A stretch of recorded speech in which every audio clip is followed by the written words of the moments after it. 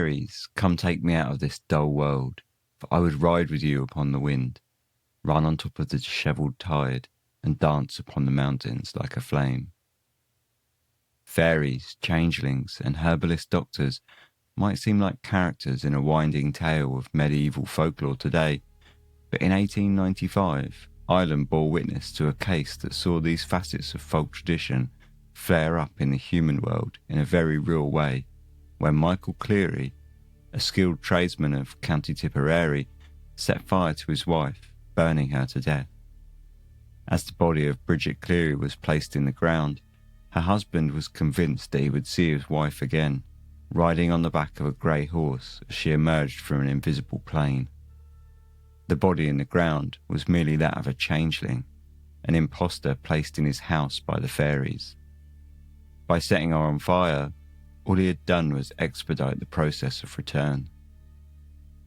This is Dark Histories, where the facts are worse than fiction.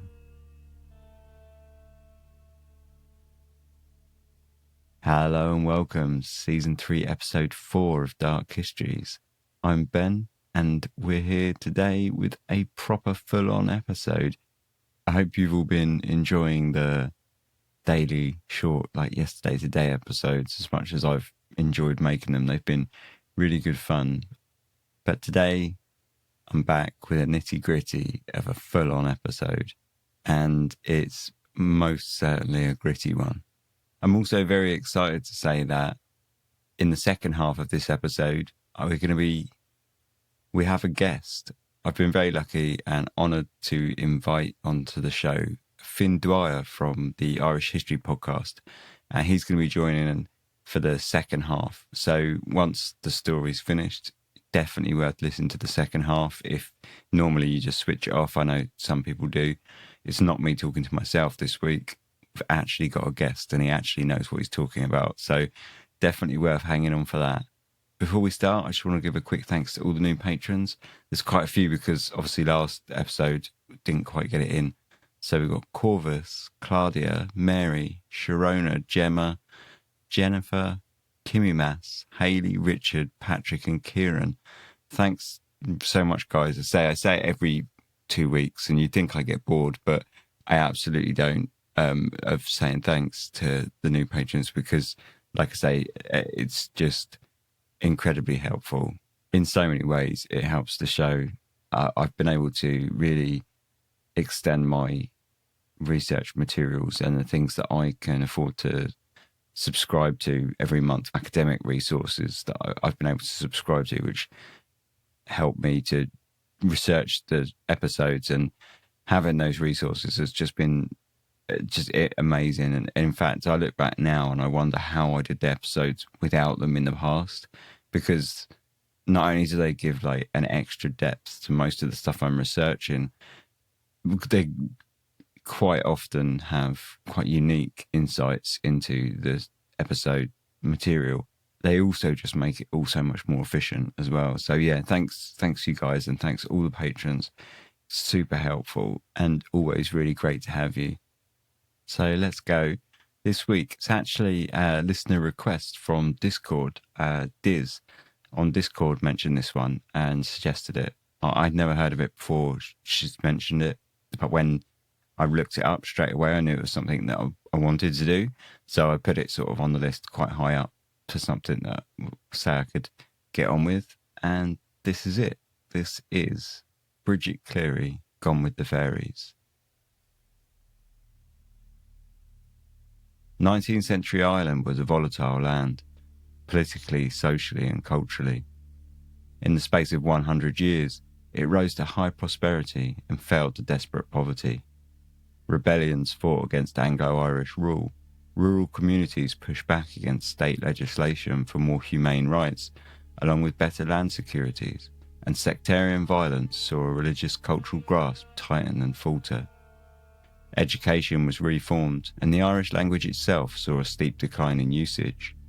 After a boom in population, famine and large volumes of emigration stripped communities to the bone. And finally, as prosperity returned, modernisation, industrialisation and globalisation turned familiar landscapes on their heads. In the space of just 2 generations, a family could have lived through all of this and much more. To say that the social norms of Ireland in the dying throes of the 19th century could be complicated would be a gross understatement. Bridget Cleary, born Bridget Boland, was 26 years old in 1895. She was described of middle height, brownish hair, blue eyes and regular features, a pretty woman. The daughter of Patrick Boland, a farm labourer, and his wife, Mary Boland, Bridget had 3 elder brothers, Michael, Edmund and William, though by 1895 they had either died unfortunately young or all left the Bolands' hometown of Ballivadley in the Irish county of Tipperary. Records are not clear on the fates of the 3 Boland brothers. However, with the death rates so high and the emigration figures so large, that one or the other seems highly likely and far from unusual. In 1851, the population of Ballivadley had been 112, but by 1891, the number sat at only 31 people living in 9 houses. One thing was clear, and that was that they were no longer around the family home. Bridget's mother too had passed away in recent years, and so Bridget lived in a relatively small family unit with her father, Patrick Boland, and husband, Michael Cleary. They lived in a modern, slate-roofed stone house. Ballivadley was extremely rural, but it was not entirely isolated. Clonmel, a large town that served as an important railway junction, lay only 13 miles to the south. Drangan, 3 miles to the north, and Fetard, 5 miles to the west, all of which had populations in the thousands, oil lamp-lit paved streets, schools, surgeries, churches and police barracks. During the 1880s, Bridget had herself moved to Clonmel to train as a dressmaker. It was a skilled and respectable trade, and it was in Clonmel that she had met her soon-to-be husband, Michael Cleary. Michael Cleary was born in Killinall, 8 miles to the north of Ballivadley, though by the 1880s he lived in Clonmel and worked as a cooper, making barrels as a skilled tradesman. He was 9 years Bridget's senior, and when they married in August of 1887, the pairing would have caused tongues to wag. The age gap was one matter, but Bridget's young age of 18 too was 9 years younger than the average age of marriage at that time. Though, with both husband and wife working a skilled trade, it was perhaps less of a strange matchup than their ages might have led some to believe. Besides, during the first years of their marriage, age was not the only unorthodox factor that caused gossip to spread. After Bridget completed her apprenticeship, she moved back to Ballivadley, possibly to help her father nurse her sick mother, and she had decided to stay living in her hometown. Michael Cleary visited her on the weekends, but with the distance in their marriage, rumours of affairs flew through the small population of Ballivadley freely. On Bridget fell accusations that she was carrying on an affair with her neighbour, 24-year-old William Simpson. Simpson was a particularly unpopular man in the village of Ballivadley, given that he lived on land with his wife and 2 children that had been repossessed from a previously evicted tenant, tending to the land under employ of the landlord. Such men were known as emergency men. These were people who were positively despised in the local communities, with population-wide boycotts often put in place that would refuse to deal with them socially or financially, even refusing to sell them goods in shops or entire classrooms of children being emptied as other members of the local communities withdrew their own children to keep them away from the emergency men. Michael Cleary fared little better, and he too fell under suspicion of carrying on an affair in Clonmel. The affairs were, essentially, both baseless rumour, and in early 1895, Michael Cleary moved to Ballivadley to live with Bridget and her father. He had a workshop in the yard to continue his trade, whilst Bridget had a sewing machine in their bedroom which doubled as her dressmaking workshop. The couple were both educated and they worked respected trades. To many outsiders they would have been a successful partnership, though the fact that they were childless, highly unusual at the time, only caused the rumours to keep rolling. Despite the rumours, there were voices that expressed no overt signs of unhappiness in the couple's daily goings-on. Financially, the Cleary household would have been a step above their rural neighbours. Michael Cleary would have made the wages of a skilled craftsman, and Bridget, too, with their lack of children, was free to continue her own business as dressmaker. On the side, Bridget also partook in the keeping of hens, a common business venture for women in rural Ireland. The maintenance of the birds fell solely onto the shoulders of the wives and was far from an easy undertaking. It was also rarely taken seriously by some men who perhaps felt a certain threat from the practice. However, the reward for those keepers lay in the money earned from the selling of eggs, which remained independent from their husband's influence. In many respects, Bridget was the embodiment of a modern, cosmopolitan woman, working hard and earning a good living with a certain degree of independence from her husband and her family. She dressed fashionably in bright colours, and she wore gold earrings in her pierced ears, setting her somewhat apart from the other women of Ballivadley. The Singer-branded sewing machine in the Clearys' bedroom was not a cheap hobbyist device either. These machines were often bought on an instalment basis, and it seemed likely that Bridget too would have been making regular payments on her own as a long-term investment. Caring for her hens and selling their eggs would have taken quite a large portion of Bridget's time, and so it was that on the 4th of March 1895 that Bridget was traipsing up to a local ring fort named Killinagranna to sell eggs to the house of her father's cousin, Jack Dunn. At 55 years old, Dunn was an elderly-looking man with a left leg slightly shorter than his right, a lasting remnant of an earlier fracture that caused him to walk with a limp.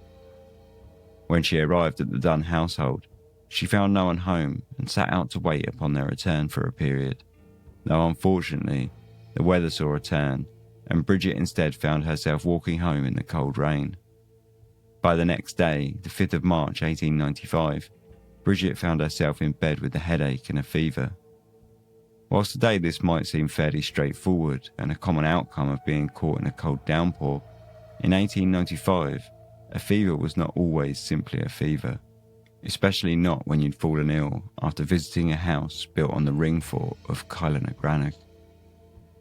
Fairy forts, raths or ring forts are the remains of ancient dwellings dating as far back as the Iron Age, with the majority having been built during 500 to 900 AD. These primitive forts are dotted throughout Ireland, with suggestions of numbers that extend upwards of 60,000. In some areas, remains of the ring forts can be seen in concentrations of 1 for every 2 kilometres of land. The earthen structures were originally used to house small circular settlements, surrounded often by wooden fencing, and the earth surrounding them banked up to provide a defensive area around the settlement. Behind each dirt bank, a ditch would be formed from the shifting of the mud, creating a secondary level of defence, and often wooden palisades would have sat atop. Nowadays the wood has fallen and the remains rotted and degraded, so that all that is left are the banks themselves. At times there are low surrounding supporting walls built predominantly in the west of Ireland, and others found in the east without. Whilst the term fort may conjure images of warfare and martial excitement, the reality is less violent. Most were built to protect the inhabitants and their cattle from predators. In early Irish societies, laws sprang up to explain the ring forts. In a time before the sciences of archaeology or anthropology were widespread, serious pursuits, stories were spun to make sense of these peculiar, circular arrangements creeping up through the grass in the hillsides. Stories of fairies and of other worlds were born into the local oral histories, and ring forts commonly became known as the home of many mythological creatures, eventually settling on the small people, or the good people, as fairies were commonly known. These fairies lived in a preternatural realm that coexisted alongside our own. They lived parallel lives to humans. They kept cows, enjoyed whiskey, hurling, Gaelic football, music, singing and dancing, liked gold, milk and tobacco, and hated iron, fire, salt, urine and Christianity. Often invisible, descriptions of fairies vary with every account told. Smaller, of same height, and at times taller than humans, they dressed in green dresses and took on a vaguely human-like appearance, though they were also known to shapeshift and take on the appearance of animals. Rabbits and hares were the major suspects for a fairy in animal disguise. Whilst generally benevolent, they were known to cause mischief amongst the human realm, and they could almost certainly be a bringer of bad luck. causing poor harvests, sickness, and stolen farm produce. This mischievous trait was severely magnified if their ring-fort dwellings were disturbed in any way by humans. Blindness was attributed to a human glimpse in the fairy world, whilst death and sickness in childbirth was often explained by fairy involvement, along with numerous cases of untimely or unusual deaths, along with inexplicable mental health problems and disability. The fairies did not always explain the negative, however, and so too did they find themselves the explanations of good fortune or the helpers when people found themselves in desperate situations. The ring forts, so numerous in the landscape, were spoken of as gates that bridged the hidden world with the physical, allowing fairies to influence the human realm and for humans to be taken away into the fairy realm, a practice which was used to explain the onset of much of the bad luck with concerns to illness. The taking of children in particular became a common mischief perpetrated by fairies, who would steal away a human, often a child, and leaving a changeling in their place.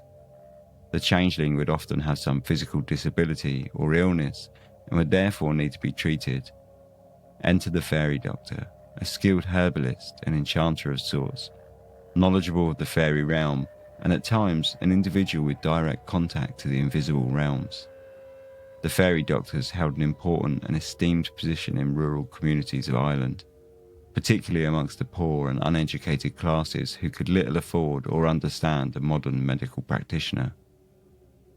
The fairy doctor's primary role was to offer herbs, remedies and instructions on rites to restore order to the situation, usually enforcing the fairies to return the original victim to their rightful place in the human realm, and their services were, for the most part, given as an act of charity, though some were also happy to carve a living from the practice.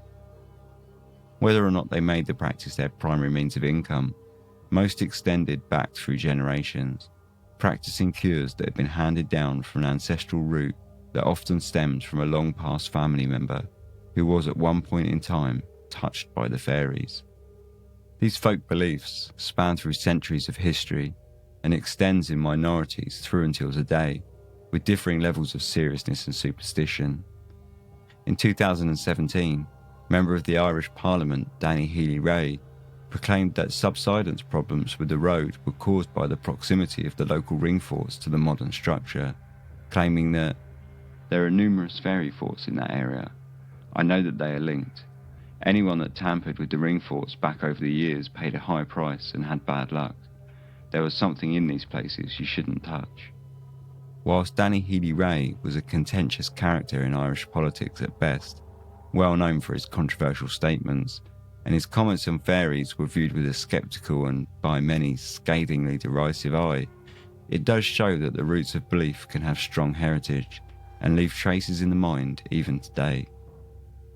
In 1895, we find a time with similar but much more compounded and complicated beliefs. The modernisation that swept through Ireland in the latter half of the 19th century was quick to push back against the elder stories of magical realms and fairy folk, though perhaps not everyone was entirely ready to embrace this new and different age that threatened a way of life that they could understand and were comfortable with, and held a degree of social currency within. The day after Bridget got caught in the rain, Tuesday the 5th of March, she fell ill with a fever and a headache and took to bed to rest. Her illness continued throughout the week, and she was nursed daily by both Michael Cleary, who had spent the week with little sleep whilst he worked and took care of his wife, and Bridget's cousin, Joanna Burke. On Friday, Jack Dunn visited Bridget and Michael at their home and sowed a seed that would linger in the mind of Michael Cleary. As he approached Bridget, he exclaimed, "That's not Bridgie Boland." He told Michael Cleary that the fairies had visited Bridget and that the proof was in the fact that one of her legs was shorter than the other. Whether or not this was a serious comment on behalf of Dunn is unknown. Had he simply been implying that Bridget was not herself due to the illness, or had he meant that quite literally the woman in the bed was not the original Bridget? As the events unfold, it does seem likely that what he said was meant in the literal, but regardless of his intentions, his comments bored deep into Michael Cleary's mind and began to fester. By Saturday the 9th, with still little improvement in her condition, Bridget's father, Patrick Boland, walked the 5 miles to Fettered to fetch the doctor for a house visit. Dr. William Crean, however, was a busy man and one who was prone to drink.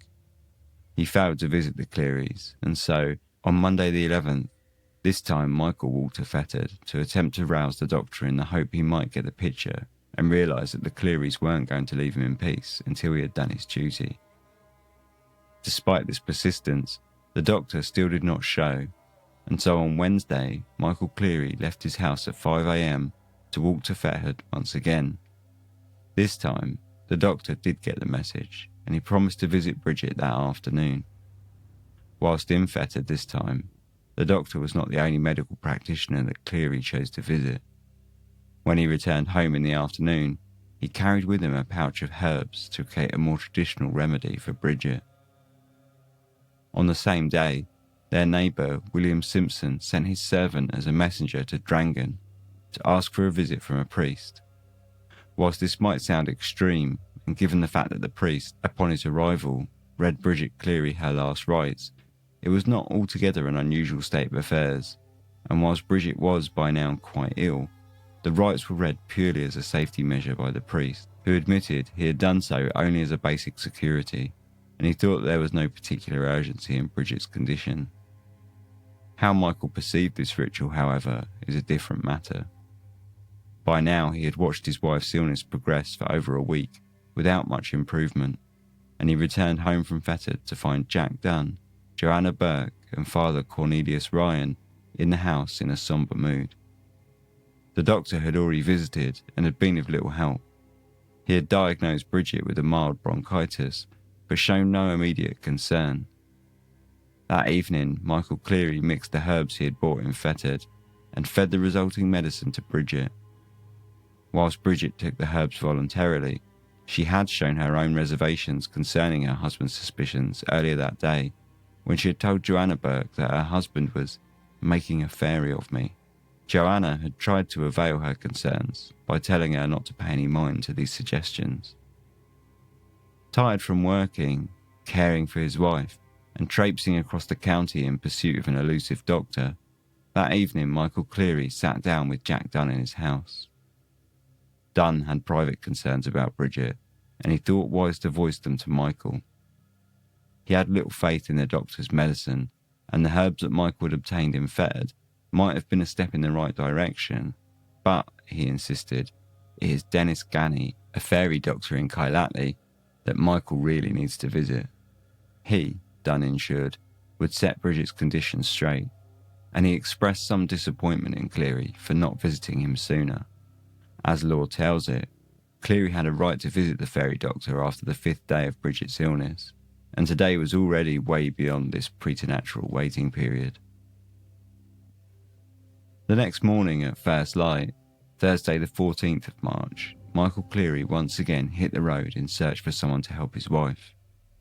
This time he was taking Dunn's advice and walking to Kailatli, another 4-mile trek into the hills to the south of Ballyvadley.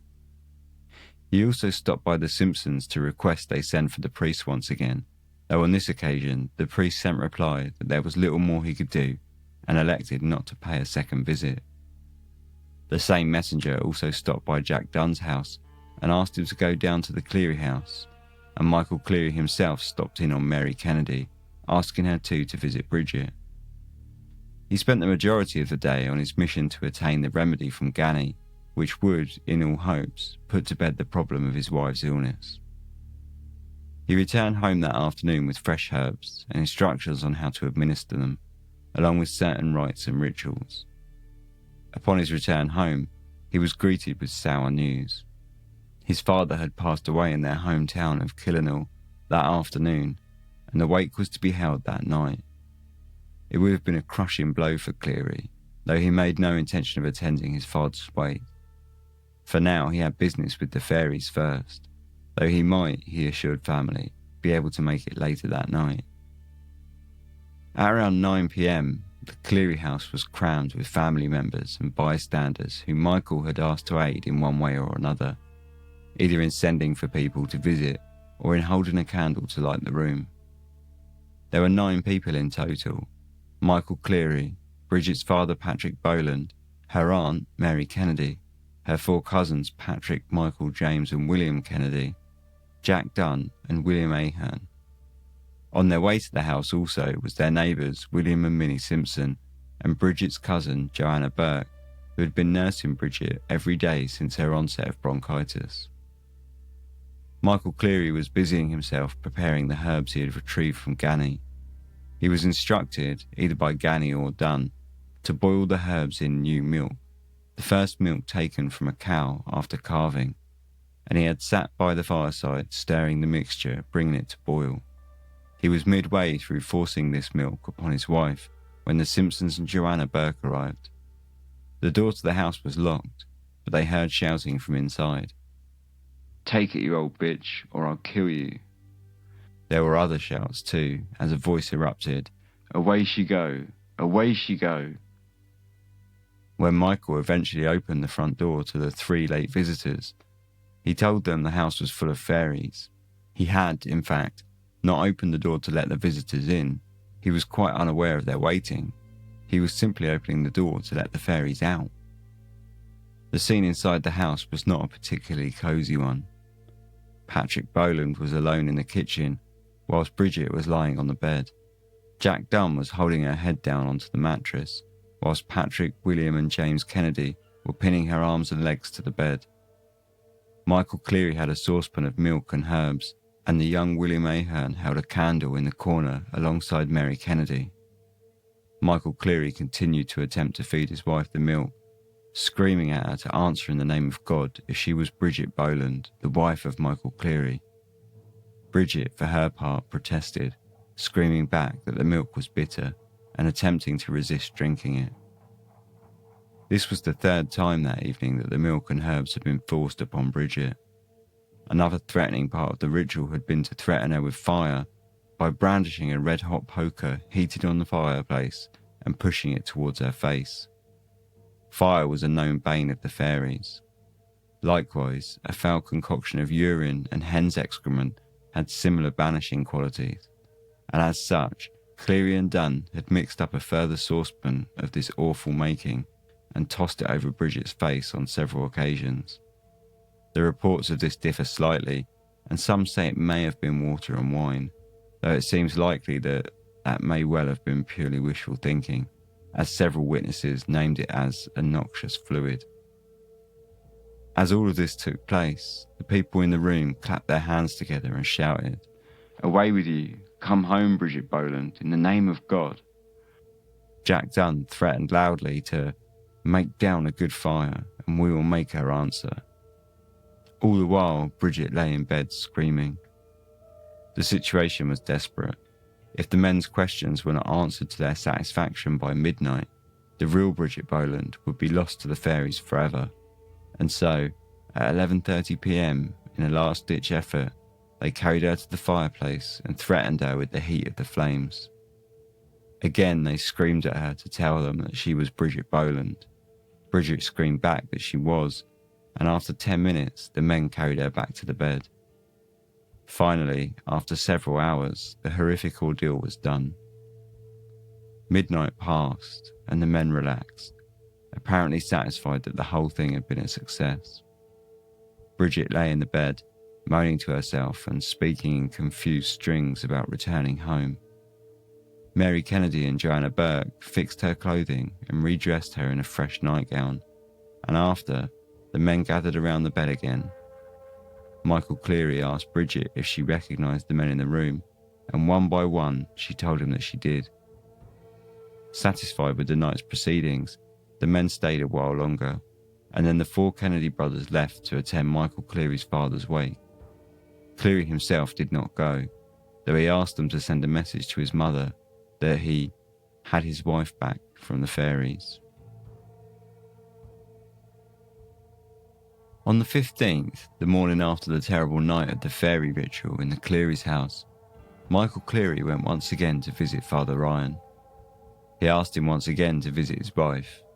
He was sure that the house was full of evil spirits, and he wanted it to be cleansed with a mass. The priest followed him home on horseback, and upon his arrival said Mass and gave Bridget a Holy Communion. According to Father Ryan, Bridget appeared more nervous and excited, but notwithstanding her wild and excited looks, her conversations were coherent and intelligent.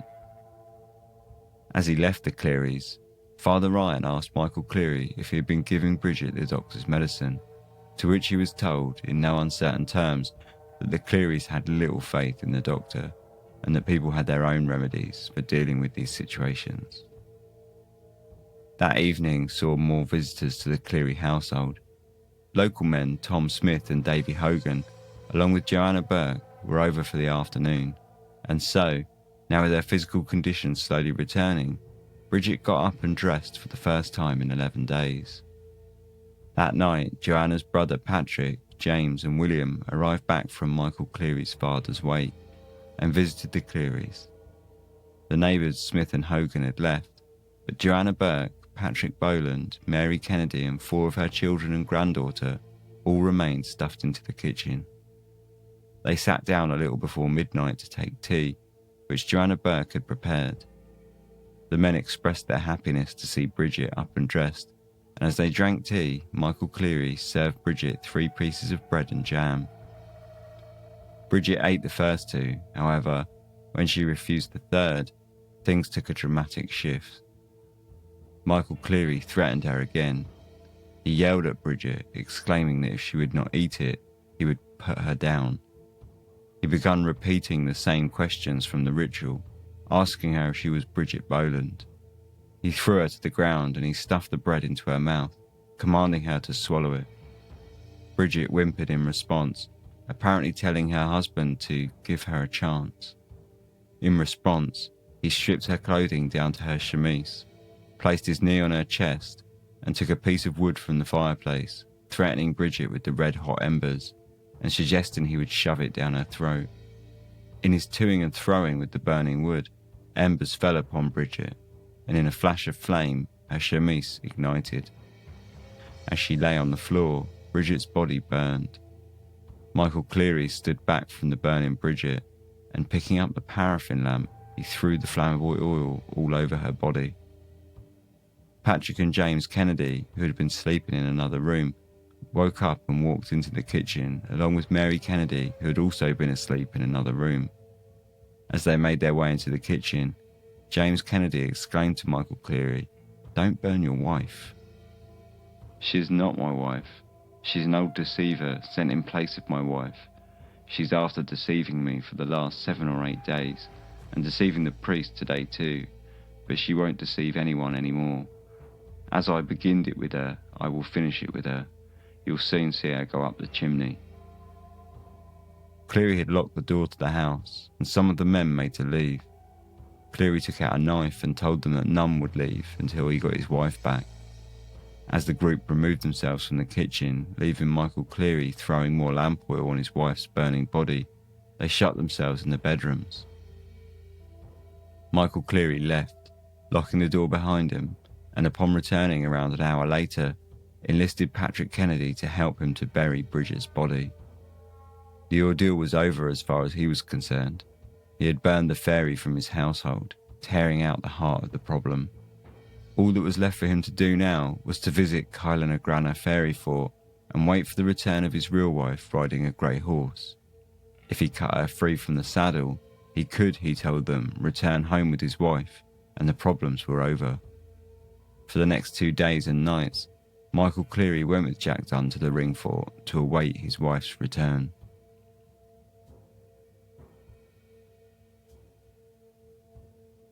Barbarism in Tipperary. Horrible scene of superstition and barbarity. A sick woman tortured as a witch.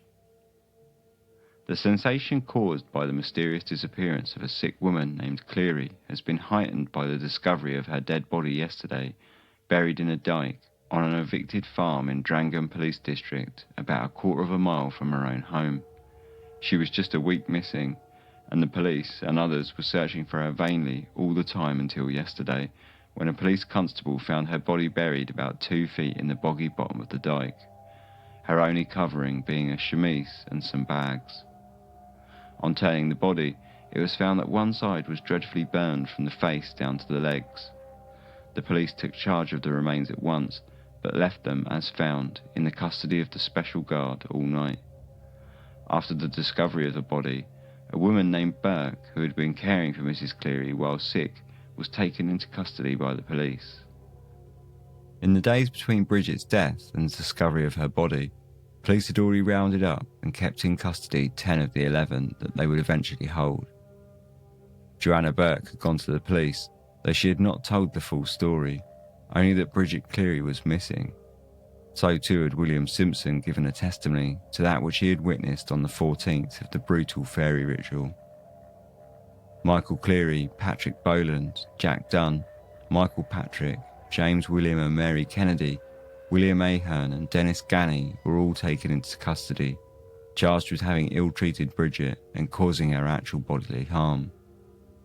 The 11th, Joanna Burke, completed the set shortly after the discovery of Bridget buried in the field.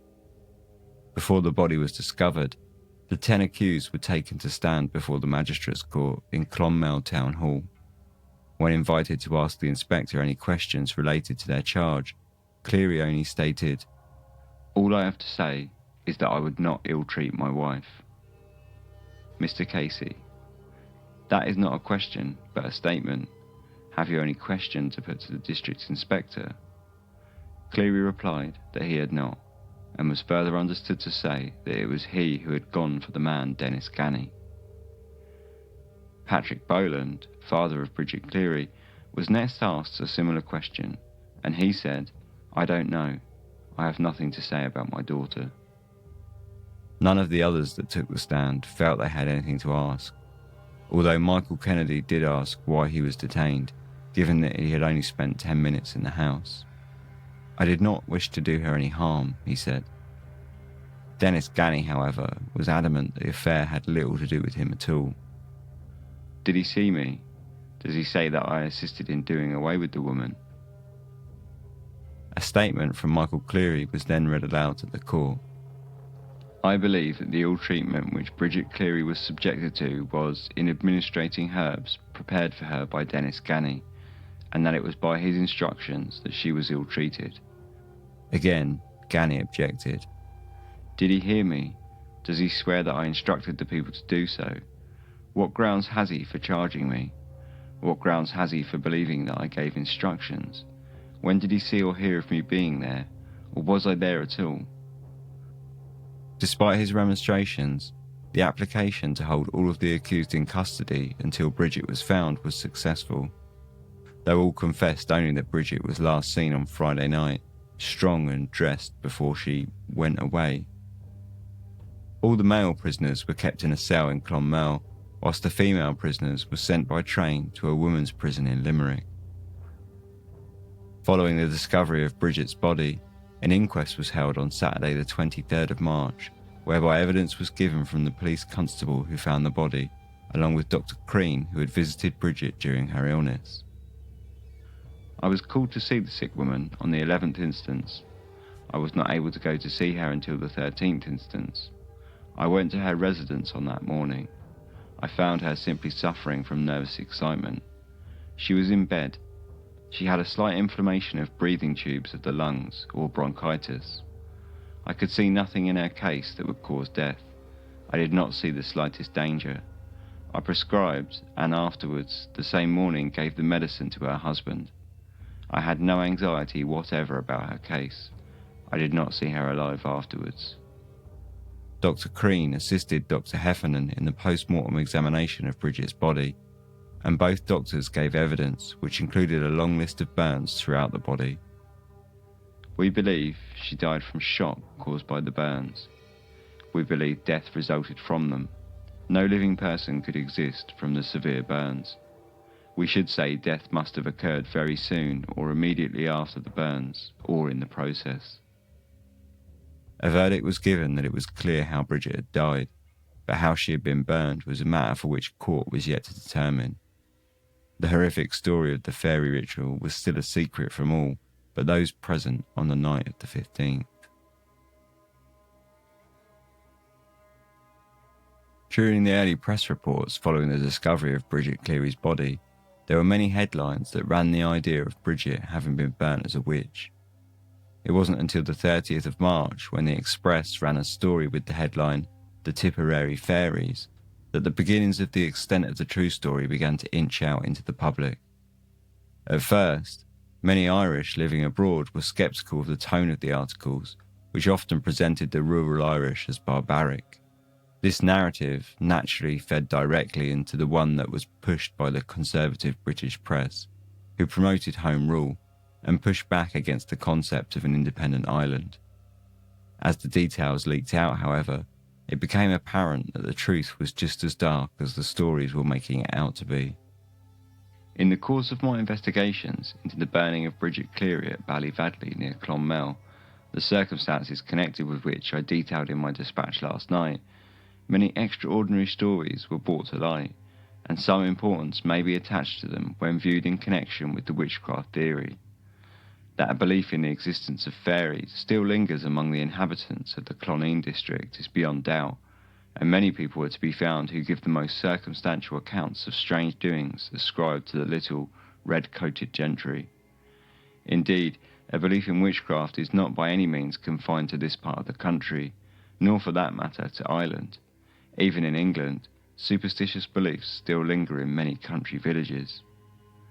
In connection with the recent tragedy, one of the reports which I heard, but which at best I hesitated to give publicity to, was that on the night of Mrs. Cleary's murder, a number of people, each armed with the black-handled knife, assembled on the rath at the back of the house in the belief that the real Mrs. Cleary would appear stripped down on the back of a grey horse, their intention being to cut her bonds with the knives, by which it was believed they would break the enchantment and set her free.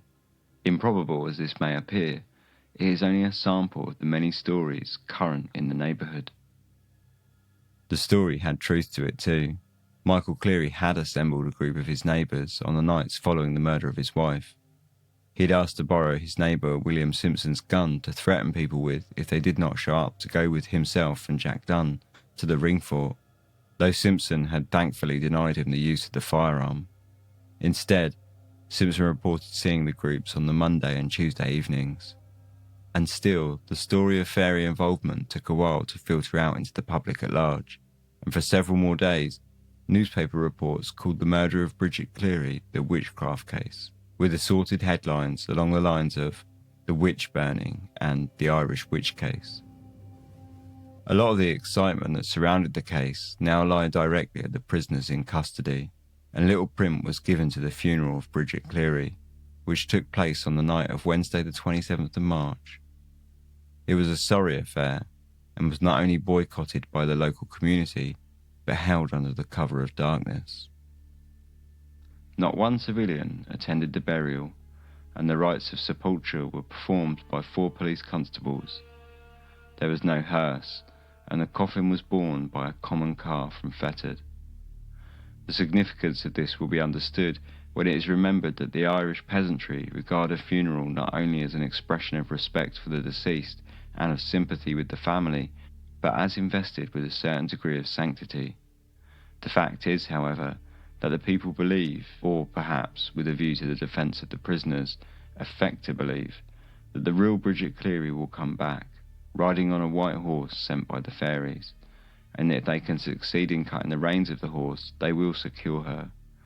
With this object, there are, it is stated, persons on the watch on the mountains, one of whom is specially provided with a sharp knife to cut the reins.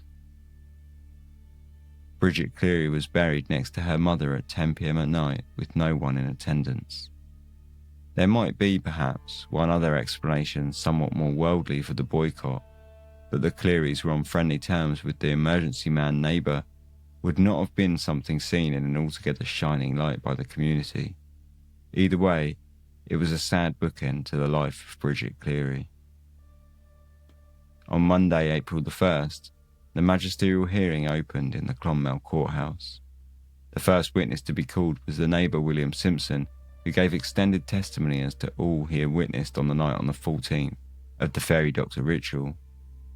When asked if any of the people present in the room at the time of the ritual offered any disapproval to the brutality, that Michael Cleary was dishing out towards his wife, he replied confidently, "No, sir." Following Simpson, Father Ryan gave evidence, who told of how he had seen Michael Cleary in church on the morning following the murder of Bridget. "He knelt near the altar, and I saw that he was in an excited, nervous state, and I asked him into the vestry. He was tearing his hair and behaving like a madman, and he said something about going to confession. He seemed in remorse for something he had done, and was calling out the holy name of God, and asking if he could ever be forgiven." Father Ryan did not offer to hear Michael Cleary's confession, as he thought he appeared in an improper state, and beginning to fear his mannerisms, he took him outside the church, where the pair met Michael Kennedy, who led Cleary away from the church. He also saw Jack Dunn that same morning. "I was speaking to him in the chapel yard, and I asked him what was the meaning of Cleary's state of mind and his excitement. His answer, as well as I can remember, was, 'They burned her to death last night and buried her, and I have been asking them all morning to take her up and give her a proper Christian burial.' That is the substance of what he said. I had no further conversation with him that I can remember. I think he said that 3 or 4 of them buried her. I was horror-struck, and I said to him, I remember saying, how could 3 or 4 of them go out of their minds simultaneously? Not thinking it was any idea they had about witchcraft, and I don't remember that there was any answer. I went to the police barrack after, and told Acting Sergeant Egan that I thought Cleary was off his head." The following day, court resumed with evidence given by the neighbour Mary Simpson. Her evidence fell largely in line with her husband's evidence, though when asked who ordered Bridget to be taken to the fireplace on the 14th, she replied, "Jack Dunn." When the district inspector stood to give evidence, a shovel was presented to the court found at the Clearys' house several days prior, and much to the amusement of the jam-packed courtroom, debate was had on whether or not the shovel smelt of oil or paraffin. Finally, it was decided that it indeed smelt as though someone with paraffin on their hands would have carried the shovel. Cleary's clothing was then presented to the court, and oil stains were pointed out, and the court then adjourned for 2 days until Thursday the 4th of April. Over the following days, the medical evidence was heard, and on Friday the 5th of April, Dennis Ganny was discharged. On Saturday the 6th of April, statements were made to the magistrates from the defence. Jack Dunn made no short time in distancing himself from the whole affair, admitting to being present, but conveniently removing himself from any tales of fairies or suggestions for remedies. The day concluded with the magistrate's court decision on how to continue forward with each prisoner. There are no doubt different degrees of culpability in the part taken by each of the prisoners before us, but notwithstanding this difference, we are of the opinion that there is a distinct question as to whether the occurrence of Friday night, the 15th March last, was not a legal continuance of the very grievous torture inflicted on the deceased, Bridget Cleary, on the previous night, and therefore we order the committal of trial to the next assizes to be held for the County Tipperary. The prisoners were shortly after removed to the jail under a heavy escort of constabulary. On Thursday the 4th of July, Michael Cleary stood trial for murdering Bridget Cleary, and he pleaded guilty of manslaughter, whilst the 8 remaining prisoners, Patrick Boland, Mary Kennedy, Jack Dunn, William Ahern, and Mary Kennedy's 4 sons were all to stand trial for unlawfully and maliciously wounding Bridget Cleary, and on the second count of having committed actual bodily harm. All 8 pleaded not guilty. The trial was brief, and with much evidence previously heard during the magistrate's hearing duly repeated, the jury went out to find their verdict on the evening of Friday the 5th of July. After 40 minutes, they returned the verdict of guilty for all 8 prisoners on the charges of wounding Bridget Cleary, though they recommended that Patrick Boland, Mary Kennedy and Michael Kennedy be treated with mercy. Patrick Kennedy and Jack Dunn were found equally guilty for their involvement, and Patrick was sentenced to 5 years imprisonment, whilst partly accounting for his age and partly accounting for his lack of involvement with concealing the body, Jack Dunn received 3 years. William and James Kennedy received 18 months imprisonment each. Patrick Boland received 6 months imprisonment with hard labour, whilst Mary Kennedy was discharged without sentence, along with her daughter. The judge then turned to Michael Cleary, expressing that his mind had slunk into gross darkness, and that the remorse he would suffer for the remainder of his life would punish him infinitely more than the sentence which his lordship would be bound to pass upon him. The judge assured the court that he had judged the matter at hand entirely independent of the superstitions that surrounded the case. The short of the matter was that he burned his wife alive. Michael Cleary was sentenced to 20 years imprisonment. Throughout the sentence hearing, Cleary was said to have wept bitterly. All prisoners were then led away from the courtroom under heavy escort to the county jail. Of his 20 years, Michael Cleary served only 15, and he was released on the 28th of April 1910. He boarded a ship to Montreal on the 30th of June and promptly disappeared from history. The murder of Bridget Cleary is first and foremost, once all of the superstition and folklore is stripped away, one of domestic violence. Bridget Cleary was a strong woman with a degree of independence. She had modernity on her side, a facet of the times that went against and threatened the societal importance of characters like Jack Dunn. Michael Cleary is a different figure. He was on the up, educated and skilled, as was his wife. Had the strains of the stigma of a childless marriage alongside other factors such as outside influence, his father's death, and the rumours of his wife's infidelity finally caught up with him, allowing him to unleash possibly years of resentment, unchallenged under the guise of a patriarchal society.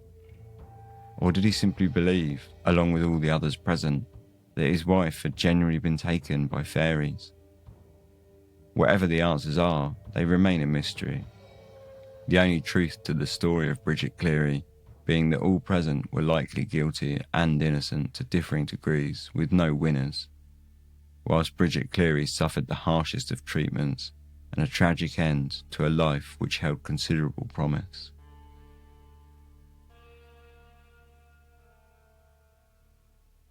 Like I said, that is a gritty one this week. We're going to have a quick bit of capitalism with some short ad breaks, and then I'm going to be back. But it won't be me by myself. Like I said at the start, this is going to be an episode with a guest. Boom. We're going to have Fin Dwyer on. As mentioned at the start of the show, Dark Histories is an official affiliate with Audible, which is really great. I'm actually a member of Audible myself, so I'm really glad to bring in an advertiser that, I actually do rate. For those that are not aware, Audible is an audiobook subscription service whereby you pay a monthly sub and you get a credit with each month to purchase an audiobook of your choice. When you cancel your subscription, you get to keep all your previously purchased books, which you can access across devices from Mac, Windows, Android and iOS, and they all stay synced up with one another. If this all sounds like something you might be interested in, hop over to audible.com/darkhistories and you can find a special offer. Sign up for a free month, including your first credit, to purchase an audiobook of your choice. If at the end of the month you decide that it's not for you, you can cancel, not pay a penny, and you get to keep the audiobook from your trial, so it's literally a win-win. Thanks very much for suffering through my spiel, and once again, if it does appeal, head over to audible.com/darkhistories, or you can find the link on the support page of darkhistories.com. Cheers. Ads are a pain in the butt, right? Of course, you can hit that 30-second skip button, and that's all cool, but a much cooler way of skipping the ads is to sign up to the Dark Histories Patreon. You get a bunch of different benefits for doing so, including ad-free shows, access to early release episodes, the full back catalogue of bonus episodes, including the live stream archive and all the other bonus content. You get access to all my research notes for each episode, and you get the added bonus that you're actually a part of the show, helping to keep it independent and sustainable from as little as $1 a month. So if you think that might be something you might be interested in doing, hop over to darkhistories.com and you'll find the support page with all the details to get involved. Thanks very much for not skipping this and giving my hard sell a listen. Let's get back to the show.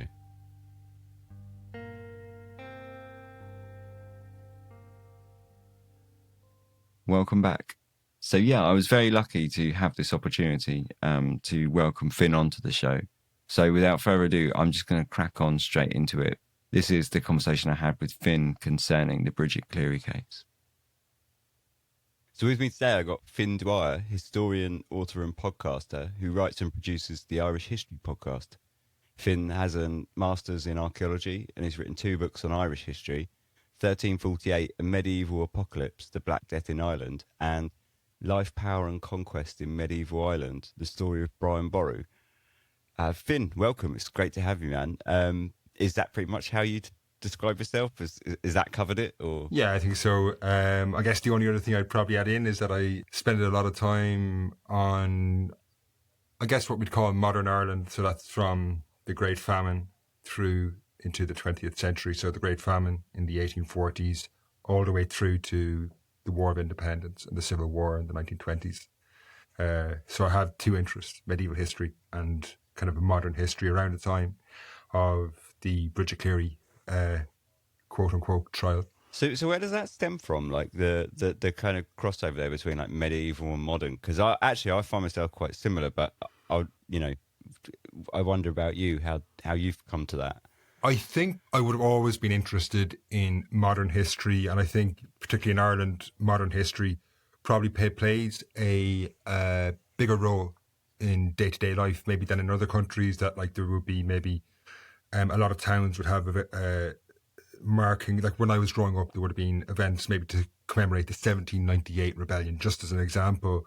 And then later on I became more interested in medieval history, but I guess that's the one that would have taken a bit of graft to develop an interest in, because you don't encounter that on very much. You have to go off and do research to engage with medieval history, whereas I think maybe modern history in Ireland, there's a popular narrative that exists anyway that would pique an interest, and then from there I would have pursued that.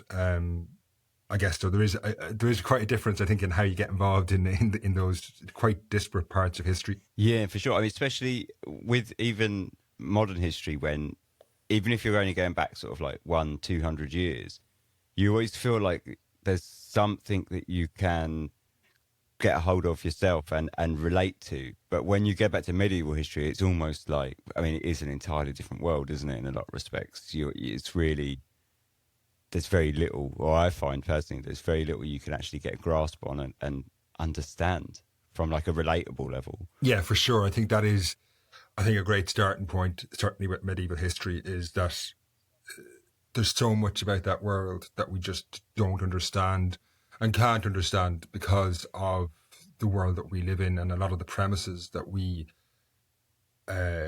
approach life from, say, a very basic thing like religion. Like, whereas nearly everyone in the late Middle Ages fervently believed in the ideas of religion, they couldn't envisage the concept of a secular world. Whereas we, obviously, even if you are religious, will probably on some level understand the difference between the secular and the religious. That's just one example, but I think you're totally bang on there that like you can't, like approaching medieval history is like, you really are, it's like looking onto, that thing of that famous quote, it's a distant shore, they do things differently there. And I think that's very true. Like, there's only so much that we can really understand about that world. That's obviously, that's what pulls you in as well, isn't it? It's just the fact that it is so like exotic, and exotic and is perhaps not the best word because a lot of it's quite bleak, but it is so different, isn't it? It's so different. It's so different that you won't, we live in times where the present day, what's making history at the moment is deeply troubling in terms of our futures and stuff like that, that sometimes medieval history can be attractive in that it's like so far removed from, and you're not going to have people talking about the concerns of someone in 1348 were very different from the concerns of someone in 2019. And I think that can be an attraction in it, It's definitely an escape, isn't it? Yeah, totally. I was going to say that actually about the Irish History podcast is that what I find is, because I don't have, I mean, to say any grounding in Irish history would be putting it politely. I'm quite poorly versed in basically all history, more or less, to be honest, apart from very modern history. And I find it really accessible for that reason, the fact that it is such an escape that despite the fact I have very little foreknowledge, I can listen to your episodes and find it easily accessible, probably because of that reason. Yeah, I think like I think that draws us all to like something that is very removed from our lives. And I suppose some people read sci-fi, some people read Game of Thrones or whatever, and then other people engage with medieval history, maybe. So to talk about Bridget Cleary, because obviously that's the episode today.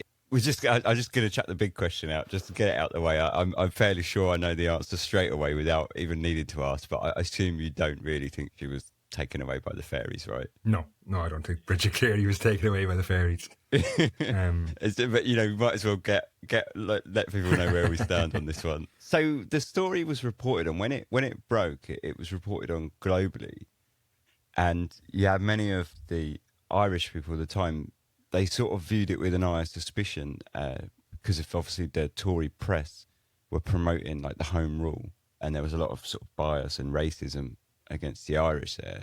And I noticed that the very first headline from the Daily Express was, I think, barbarism in Tipperary, a sick woman tortured as a witch, which is, there's no beating about the bush with that headline, is there? It's very... Yeah, I think it's quite a complex picture in the world where the story of Bridget Cleary emerges from, and it's very much to do with some of the things that you're touching on there.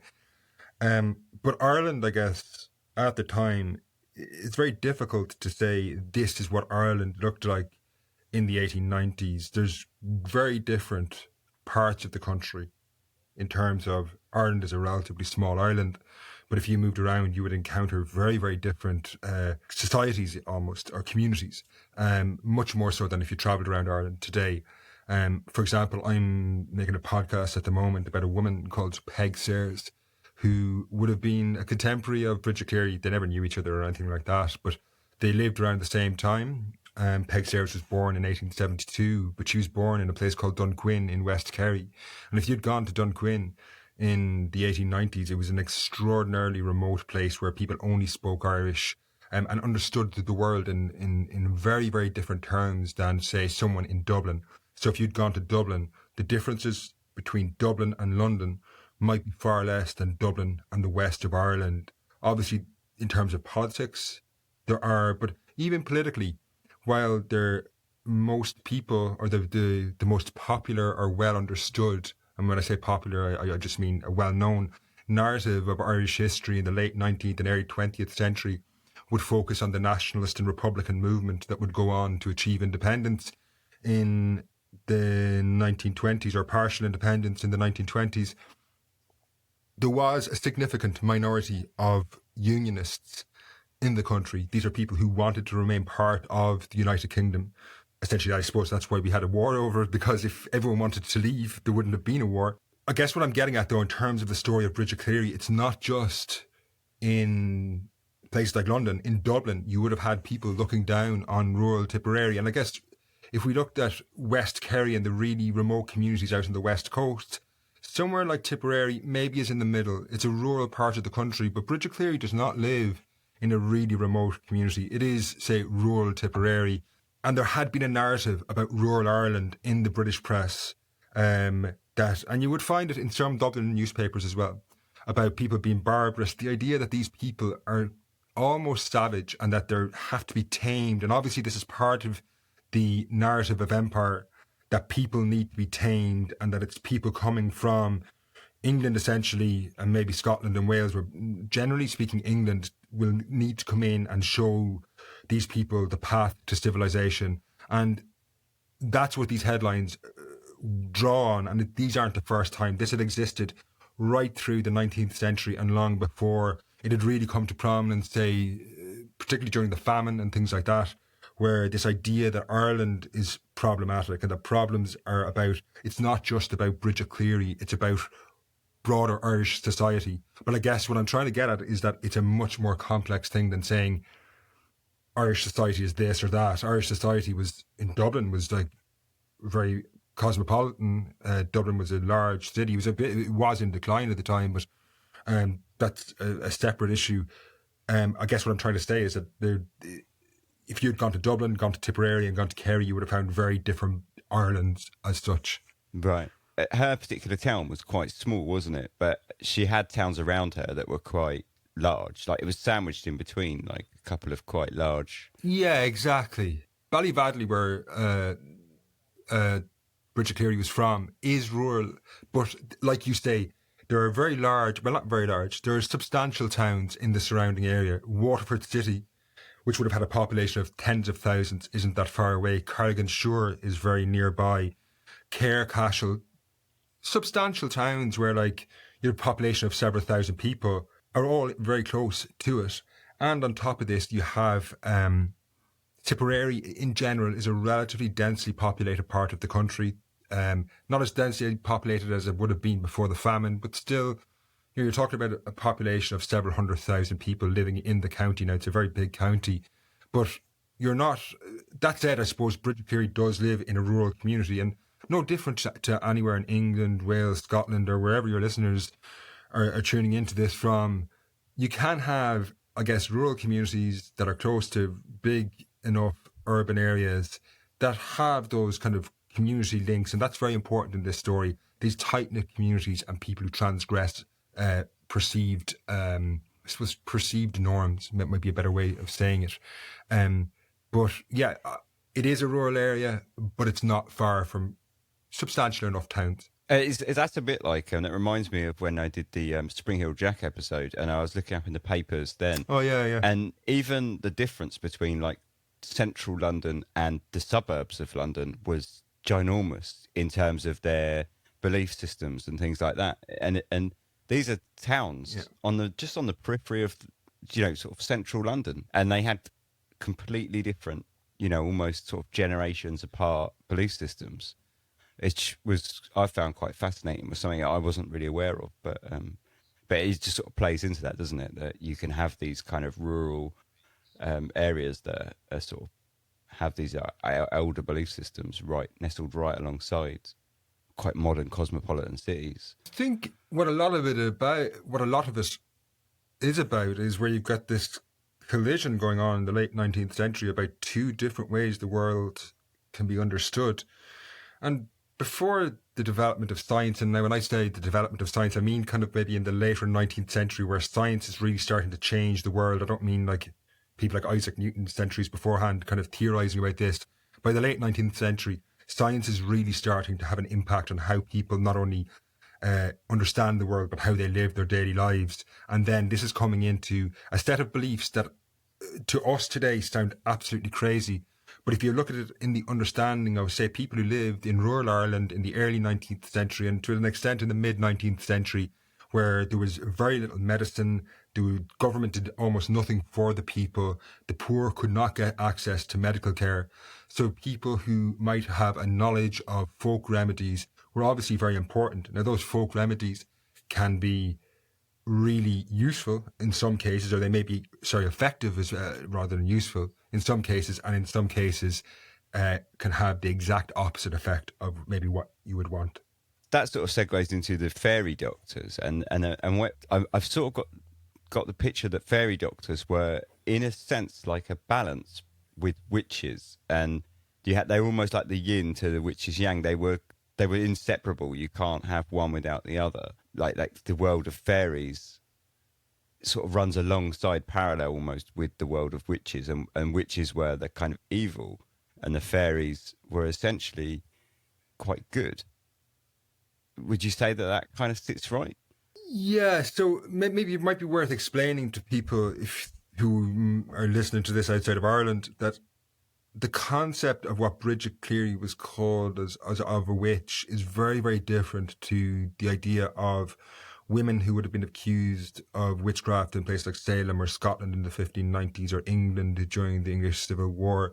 The kind of logic or thought process behind why these people should be charged or accused of witchcraft or called a witch, even though Bridget Cleary was somewhat different, comes from very different places. So in Ireland, it stretches way back into pre-Christian ideas on the island that would have existed long before Christianity ever arrived in Ireland in the 5th century, whereas trials like Salem have their roots in a change in kind of in Christian teachings in the early 14th century. and they have very, very different origins. Now, we can say that maybe misogyny, obviously, there's lots of common threads between the two, but the logic, or that's a really odd word to use in a case like this, but the thought process behind them has very different roots.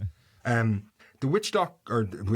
fairy doctor, which in a way, kind of maybe a witch doctor is a good analogy, was a very important person maybe in the community, like I mentioned, in a community that doesn't have access to medicine in the way we would, or even in the 19th century, can't access the medicine or medical treatment that's available because they're too poor. A fairy doctor is an important person because they can provide some remedies, perhaps. Some of these may work, probably depends on the fairy doctor, depends from place to place. How, some of these fairy doctors might be, in a way, similar to what we would call herbal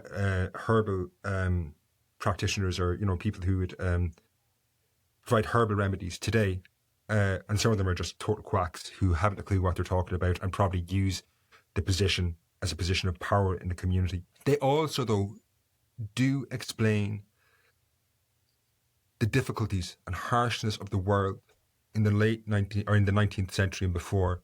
So they can explain things that people disappear. They can explain mental illness, things like that people can't understand. But they can say, oh, well, the fairies have, taken your child and they've put a changeling in its place, or that Bridget Cleary, that's not Bridget Cleary, because the real Bridget Cleary isn't like that. Now, we don't know what's wrong with her, so we're going to say that the fairies have taken her. How much people believe this is very difficult to know. Some people clearly do, because they killed a woman over this in this case. Other people, it's probably a bit of... I'll give you a good example. When I was a child, this is in the 1980s, I had warts on my hands, and I was brought to a woman who kind of said a prayer over them and then rubbed bacon fat onto them, right? Now, I don't know how much... Like, my family were Catholics, and that's clearly...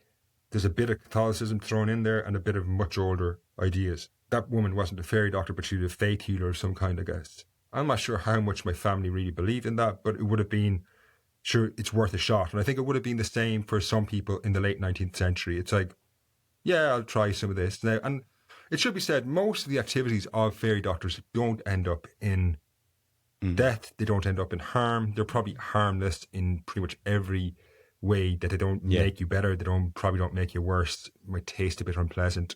And then some of them can be lethal. I would say, like, some of these people who do this, though, are quacks. They have no idea of what they're talking about, but it is a powerful position in some communities.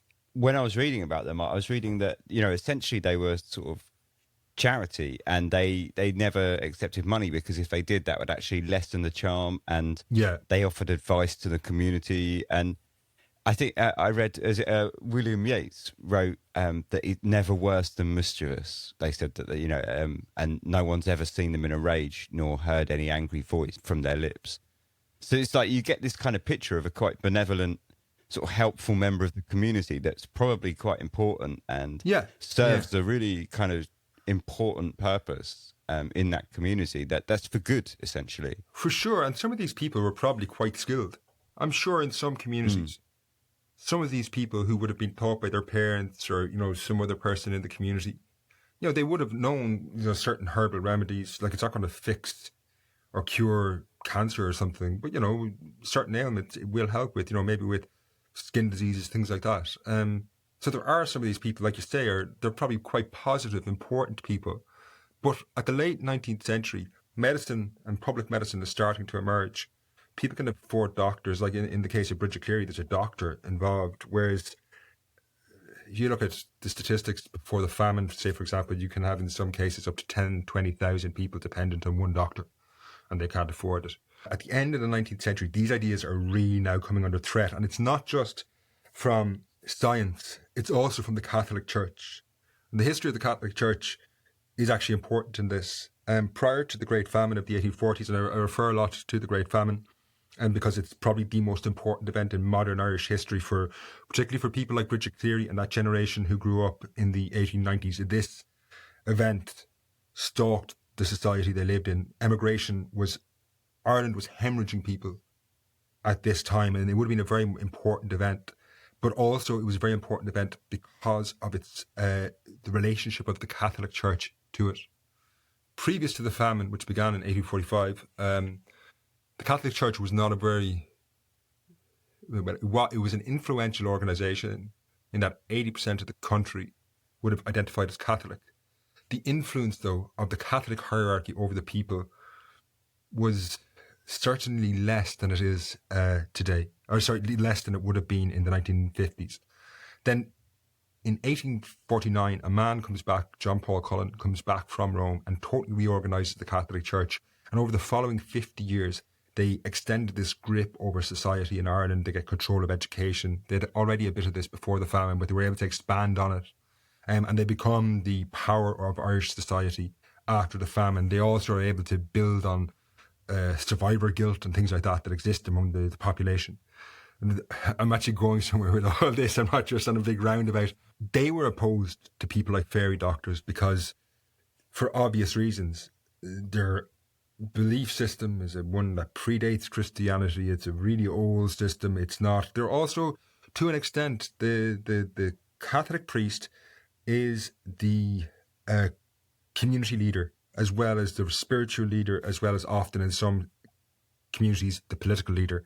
And the fairy doctor is a bit of a threat to this. So on all sides, around the time Bridget Cleary, the Bridget Cleary case emerges, is that you have these fairy doctors who are under threat from all sides.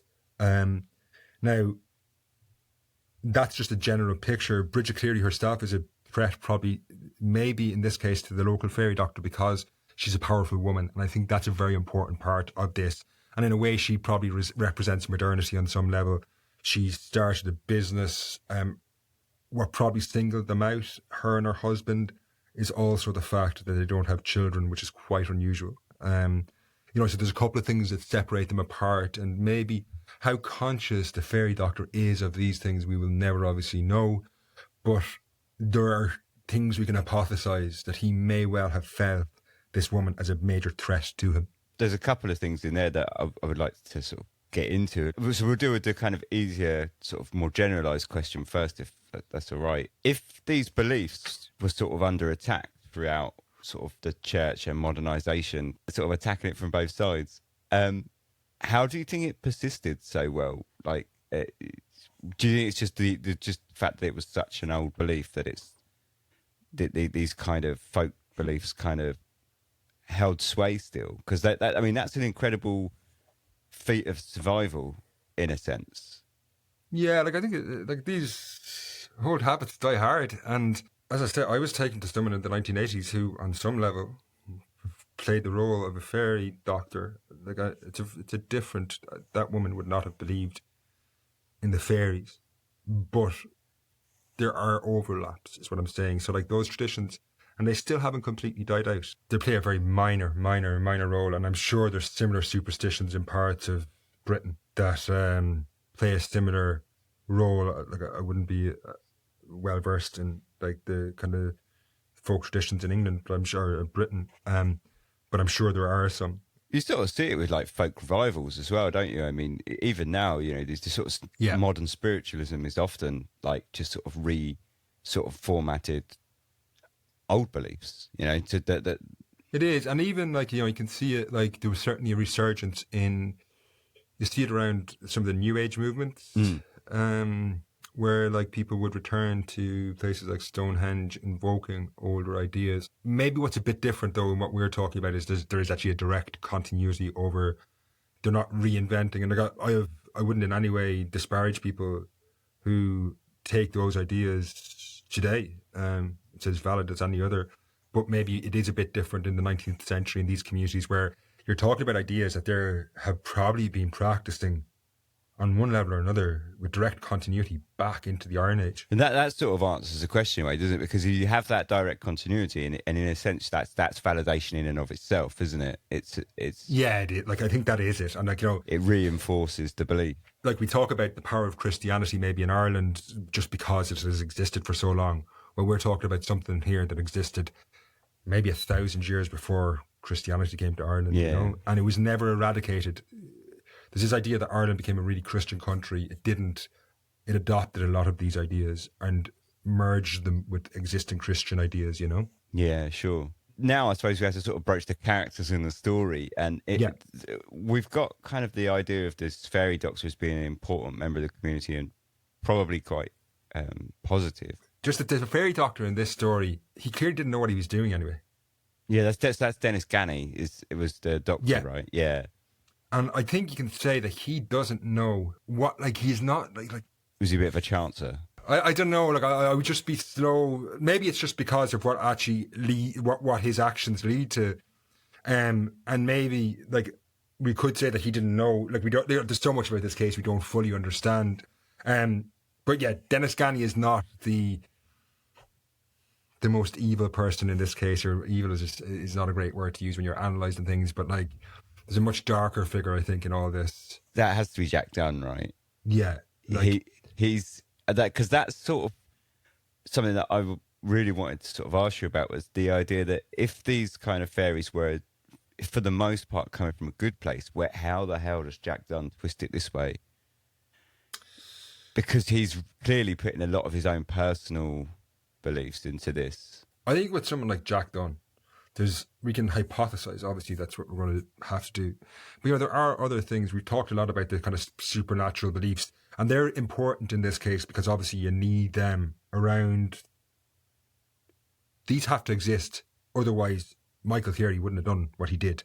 There are other things that are really important, and I think misogyny and sexism are a very important part of this case, because Bridget Cleary is an unusual woman in that she's powerful, and like she's seen in that community as powerful. Also the fact that they don't have children, and this is not just in Ireland or not just a thing about the 19th century. Women who don't have children have often been, we even see it today, this kind of questioning of a woman who doesn't have, for one reason or another, decides not to have kids. Yes, yeah. And I think with Jack Dunn, you have to ask these.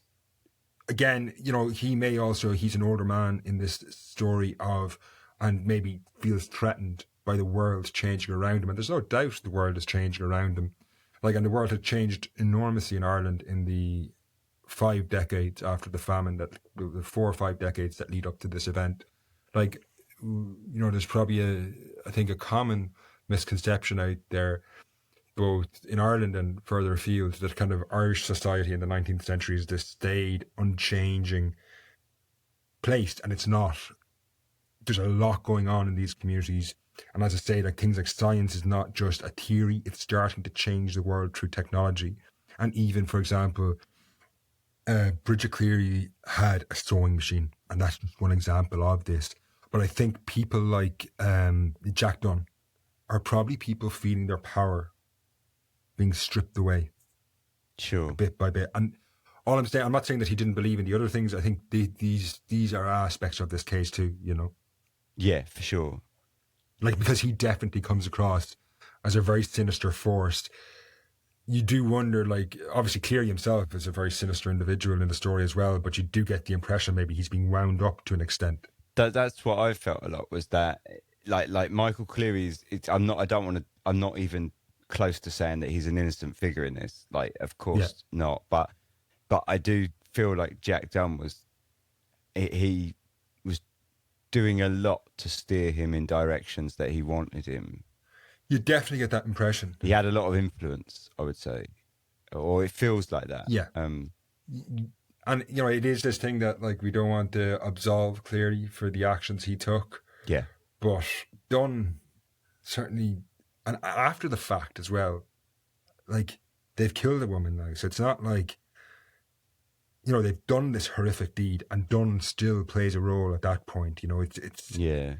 And that's something that, like, he helps, like, they go off to a ring fort and, like, wait for, like, Bridget Cleary to arrive back. And it's, you're looking at this going, like, what's wrong with you at this point?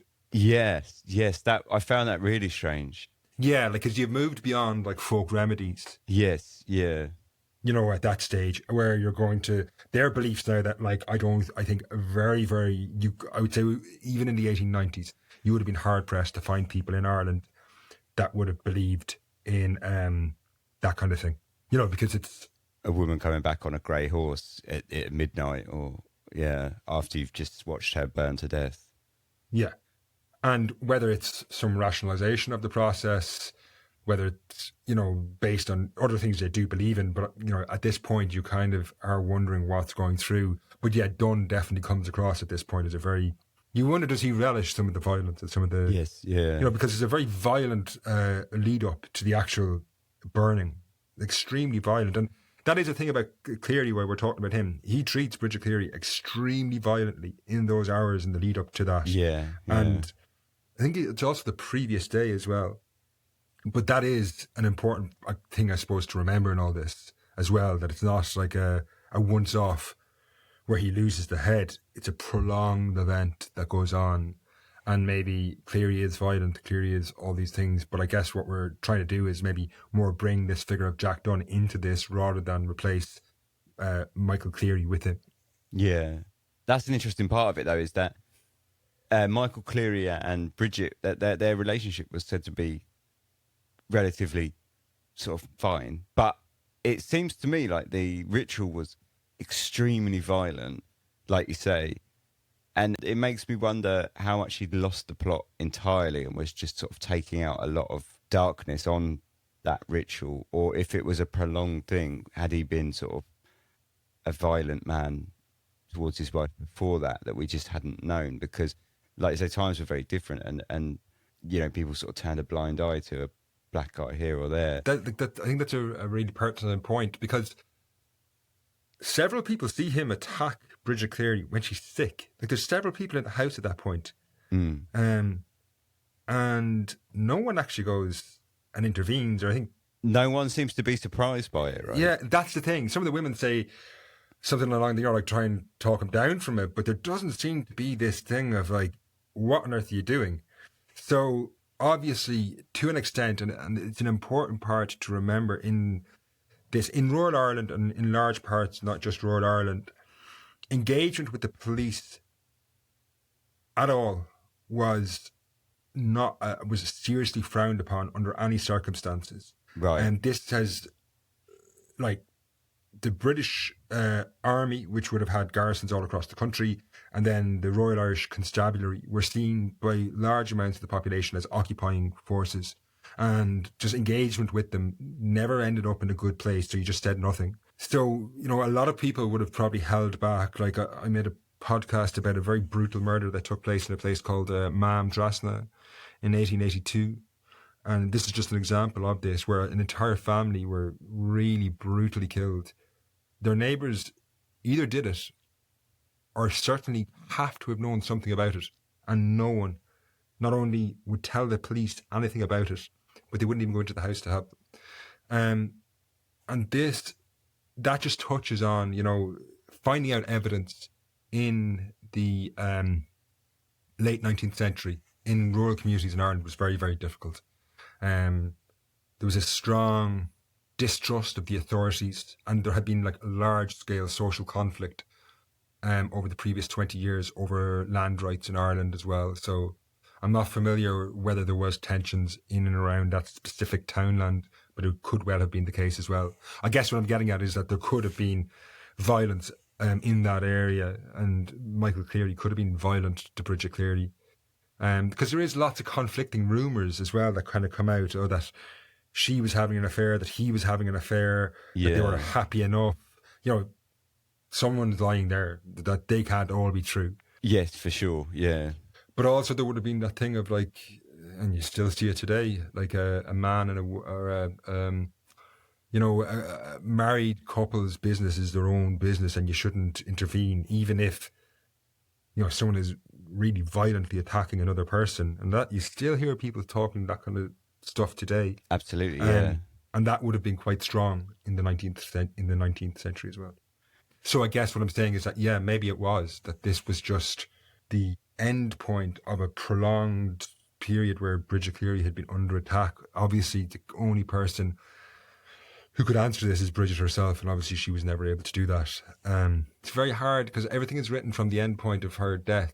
Yes, no one wrote her life a year beforehand, and maybe the image of Bridget Cleary is a bit different and is shaded by how she died. And I guess, yeah, in all these things, I guess it's always good to try and come back to her story because she's the one who died, you know, as opposed to, or was murdered, as opposed to him and what he did.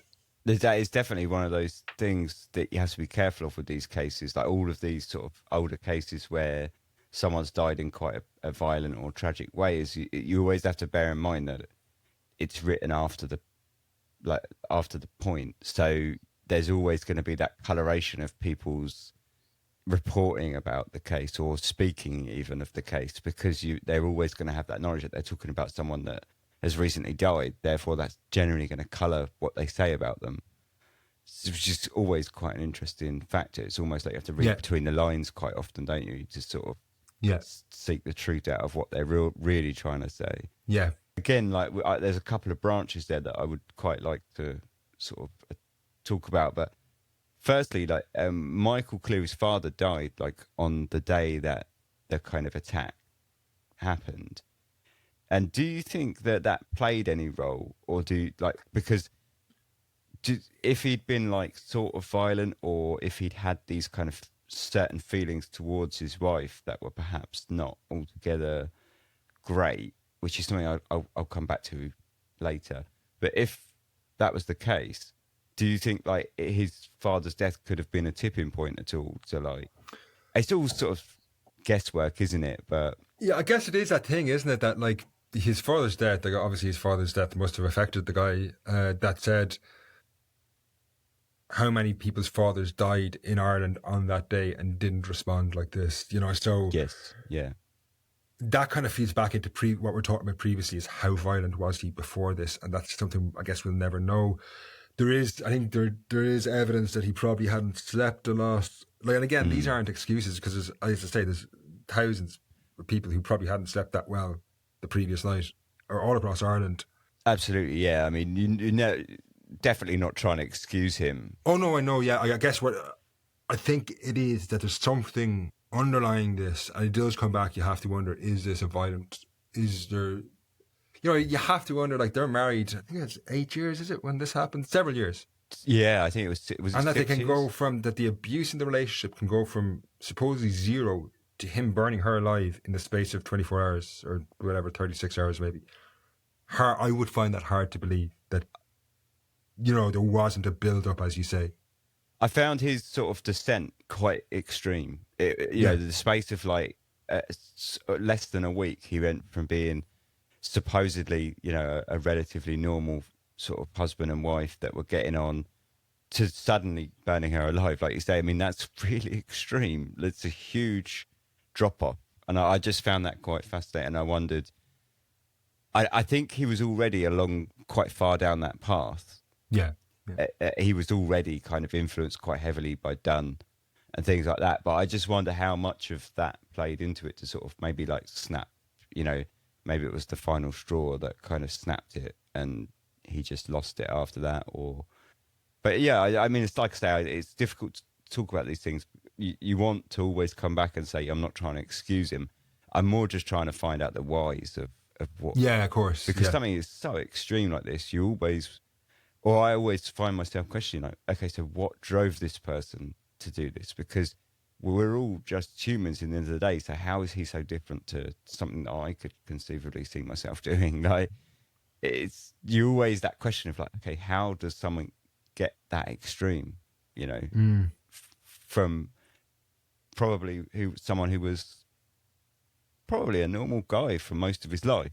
I guess it is that thing. Like, it's one of those age-old questions, because you can look around today, and I think we still struggle to understand how, for want of a better term, but man's inhumanity to man. But like, we still look around the world today and struggle. And I think, for me anyway, from my perspective, I think it was probably more important or more instructive is the kind of broader societal things, that the world that he's operating in, that if he is this troubled person, why does he do this? That, like, there are things, like we touched on them, like the misogyny and the sexism that's probably been injected into the situation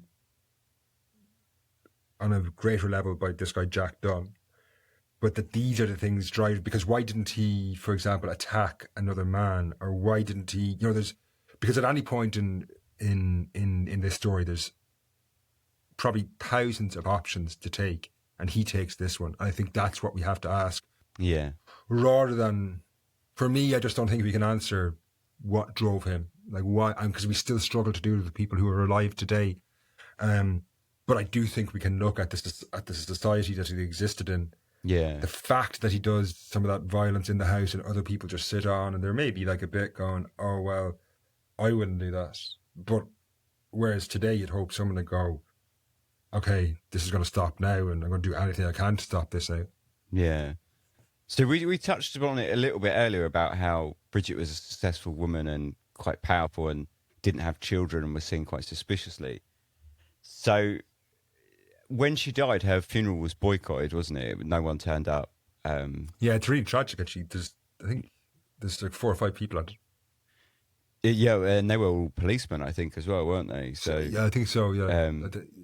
I mean, her entire family was essentially arrested. So, but even aside from that, you'd think even if her immediate family can't go, that your community would turn out, because funerals in late 19th century Ireland are a very important event, a very important social event. Like it's, they occupy kind of an unusual position that you have a wake, but that it's a bit of a party to an extent.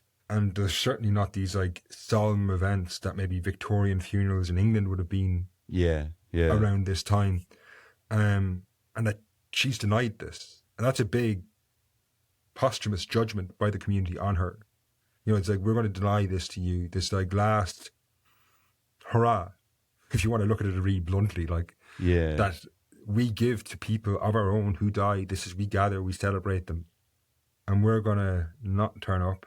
And part of this, like, you know, the reasons for people doing this are so complex. Like, there was rumours that she was having an affair with the neighbour, Simpson, and he was an emergency man, right? And essentially they were, almost to say shunned is too small of a term. Like, and anyone associated with them were equally ostracised by communities.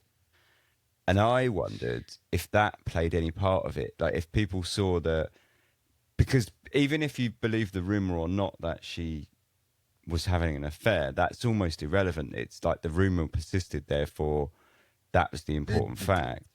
She wasn't boycotted before she died, though. Was she not? Because that's something that There's not this, like, to an extent, they boycotted her funeral, because everyone would have known that. Like, because boycotting in Ireland, that's where the term comes from a campaign against a landlord a guy who's, anyway, a landlord, for want of a better term, called Charles Boycott, who was boycotted by his tenants. But they were pretty full-on events in Ireland in the late 19th century. No one would talk to you. No one would sell you anything. People would hiss at you as you walk down the street, turn away from you. Like, it's not something that you wouldn't have been aware of. Bridget Cleary and her husband would have come under huge pressure. Like, there's no way, like, there's people in the house. Dennis Ganny will engage with them. Jack Dunn engages with them.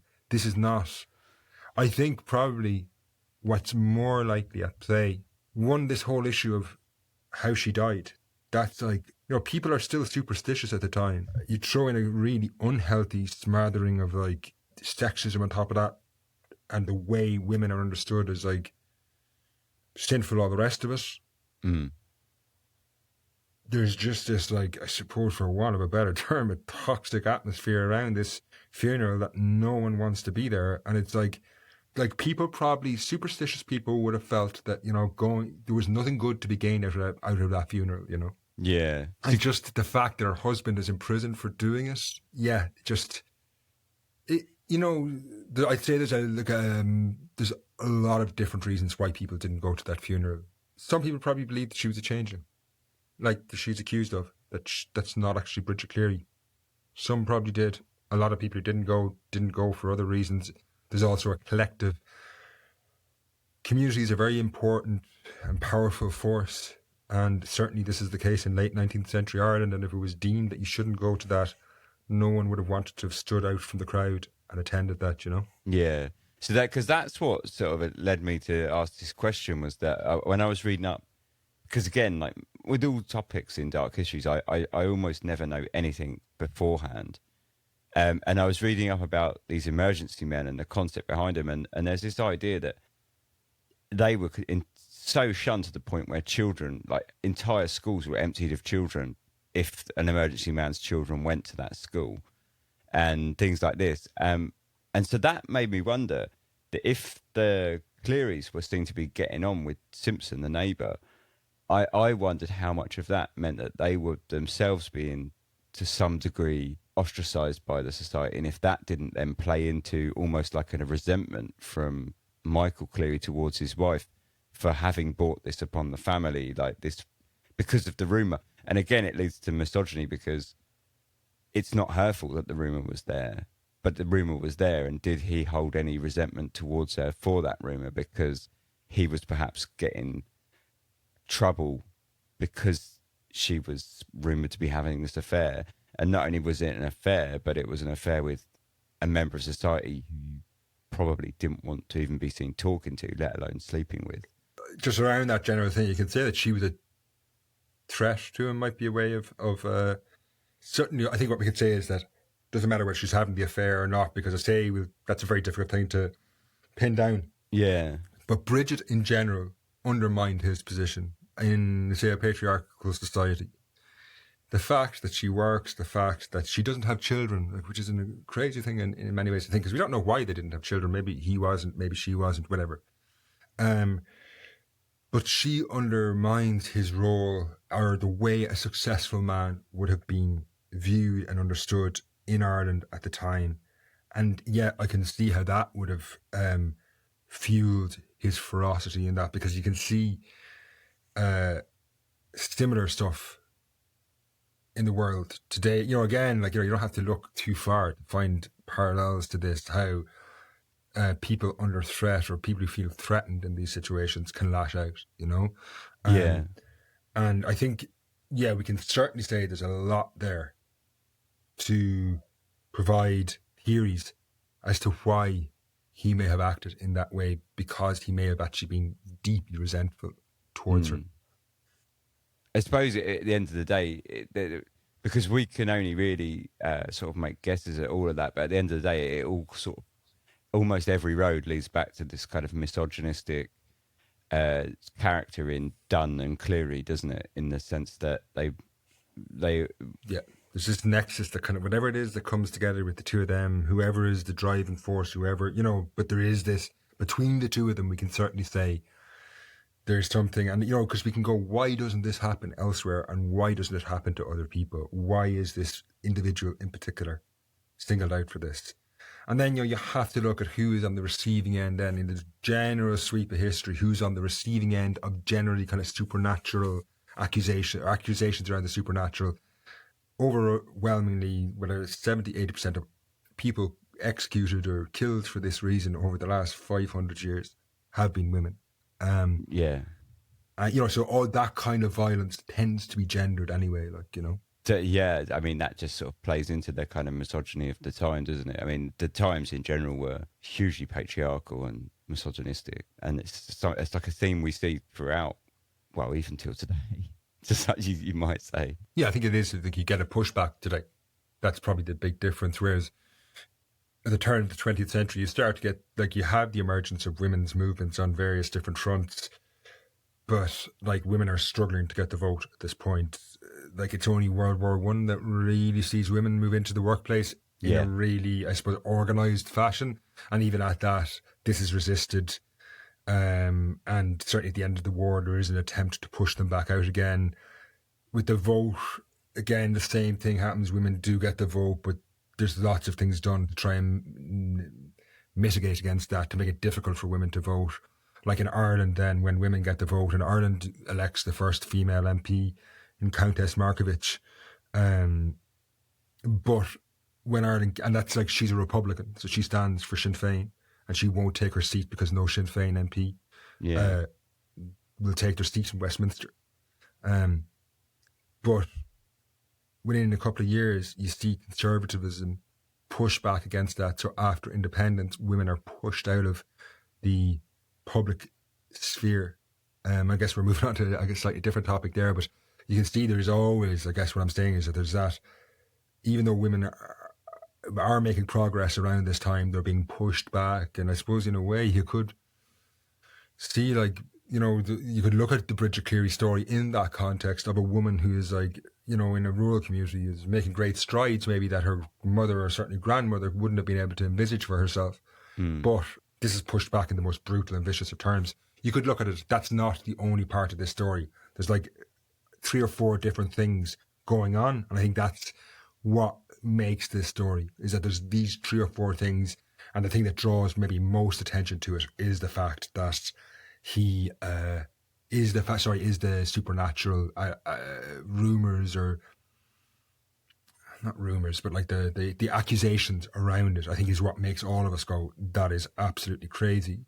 Maybe if you just strip it down a bit and take them away, you probably start to recognize a crime that we have seen more and more of over the last century. I'm not saying it's getting more, it's not increasing necessarily, but like, then it doesn't seem so unique. What makes it unique is this like absurd allegation around it.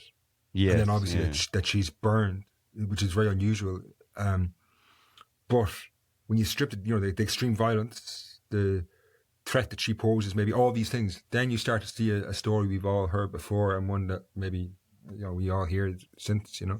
Absolutely, yeah. I think that's a really good point, and probably a good point to wrap this up. I think we'll just leave that there. So, Finn, where can people find you on the internet? So, if people want to check out Irish History Podcast, and you can find that in iTunes, Spotify, or wherever you listen to podcasts, or if you just go to my website, irishhistorypodcast.ie, there's like over 100 podcasts on all different aspects of Irish history, including actually a few podcasts around this topic as well. You've got a live tour coming up, haven't you? Quite soon. Yeah, no, so I have a tour coming up on April the 20th, which actually follows in the footsteps of probably the most famous witchcraft trial in Ireland, which took place in 1324, when a woman called Alice Kittler was accused of witchcraft. And this trial would actually go on to influence trials all across Europe, and even echoed right through into the famous Salem trials. So on April the 20th, I'm taking a coach from Dublin, where we're going to go and see all the places associated with that trial. Amazing. And I'll also include links to all of Finn's sites and stuff in the show notes, so you can see there. And thanks for coming on today, man, and giving your time to Dark Histories. It's been a real pleasure. It was great to be on. Thanks a million for having me on. Cheers. So I think we'll probably wrap up the podcast there, because it's already going to be running quite late at this point. I hope you enjoyed it. I hope you enjoyed the sort of extra segment there with Finn. It was really great having him on.